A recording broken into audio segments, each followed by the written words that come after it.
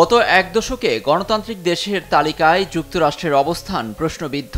President ট্রাম্পের শাসনামলে economist intelligence ইউনিটের 2017 সালে বৈশ্বিক গণতন্ত্র সূচকে পূর্ণাঙ্গ গণতান্ত্রিক দেশের তালিকায় জায়গা হয়নি যুক্তরাষ্ট্রের। সে বছর তালিকায় জায়গা করে নেয় ইউরোপের 19টি দেশ। যুক্তরাষ্ট্র জুড়ে গুম ও প্রকাশ্যে গুলি করে হত্যা, মতাদর্শগত পার্থক্য এখন স্পষ্ট। এতে মার্কিনীদের ভেতর একদিকে যেমন বাড়ছে ভীতি, অন্যদিকে তৈরি হচ্ছে ক্ষোভ।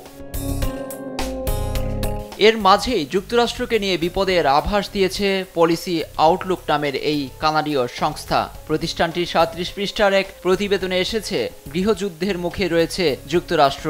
প্রতিবেদনে আরও জানা গেছে, মতাদর্শগত পার্থক্য বৃদ্ধি এবং গণতন্ত্র ক্রমাগত দুর্বলতা যুক্তরাষ্ট্রকে গৃহযুদ্ধে ঠেলে দিচ্ছে। দেখা দিতে পারে জৈবিক অস্ত্রের ব্যবহার এবং স্থায়ী দুর্ভিক্ষ।